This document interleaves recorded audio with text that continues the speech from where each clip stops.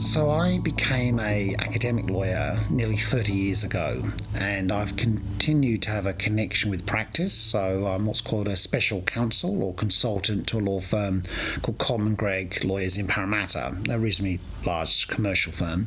And back in the day, I was a consultant to the big law firm Blake Dawson Waldron, which is now called Ashurst, which is a huge national, in fact, international firm. And before that, I was a corporate lawyer practicing as what's called an in-house role. And I was very blessed to win a scholarship to go to University College London, one of the premier law schools in the world, and do my postgraduate studies. And while I was there on scholarship, you do a little bit of teaching. It's a way of earning some extra money. And I realised I loved teaching and I loved sharing the knowledge that often people find law really complex. They find the language a barrier, they find the concepts a barrier, and they're looking in legislation, what do these words mean, and then the case law can be very convoluted. And right from law school days back in the early 80s, I actually found it reasonably straightforward as I look at people who are bilingual and they can switch between Mandarin and English or French and German or whatever it may be, and they do it quite naturally.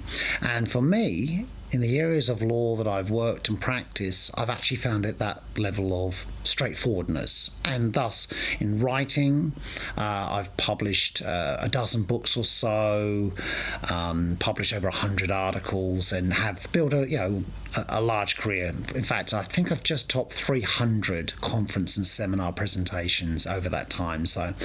And then in the year 2000, I was a professor of corporate law at UTS, and I was very honoured to be Australian University Law Teacher of the Year, which has a $40,000 prize, and the federal government made a really big deal of these, the highest within the university sectors. And without doubt, that proved that I was and am, I hope, an outstanding teacher. And the teaching bit is what universities are really about. I then won a major research grant and in the area of corporate governance. So my areas are corporate law and corporate governance with some areas of technology in the law.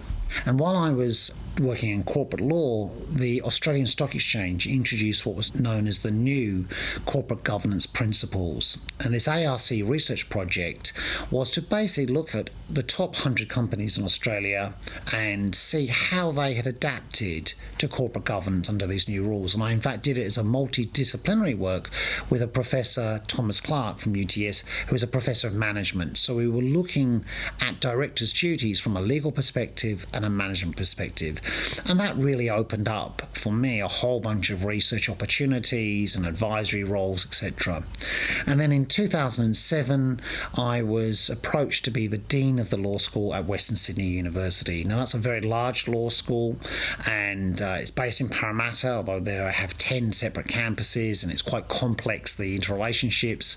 And I was able to increase, with a team, of course, of 40 to 50 academics, the ATAR to get into law school raised, so you have better quality students, and our research became world class. And I was very proud. Plus, probably I felt my biggest achievement then was a Parramatta Community Justice Clinic. So I have a strong bent towards social justice and pro bono work, and so I actually was able to get students to have a real life experience working with a local community law centre. And we provided free legal advice to all 45,000 students at Western Sydney, as well as to the community. And that was a real sense the students had a great experience. We had some great solicitors working for us and funded out of the SAF funding.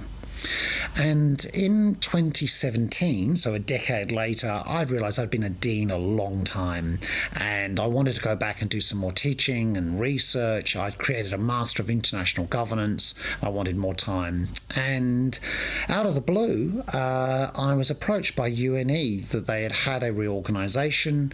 The law school here had changed structure. The law school is 25 years old, or it was then, and I was invited to come and join the team here. And my wife and I have lived in Sydney for 31 years. I lived in London before that. I've lived in other major cities. When we told our adult children that we were thinking about moving to Armidale, they laughed. They went, it doesn't even have a department store. Like, how are you going to cope?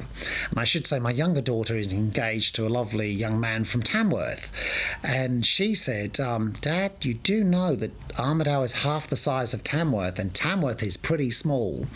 Anyway, we came up, we visited, we met the law school staff, the professional staff, the academics. I met with the senior management, and I had a really positive vibe. The place has an atmosphere which is very encouraging, very welcoming, and has all the main things we need in life, and from restaurants and cafes to the communities. And I particularly like the residential colleges. In fact, I'm now part of the senior common room for Earl Page College, but the residential colleges are a pretty special part.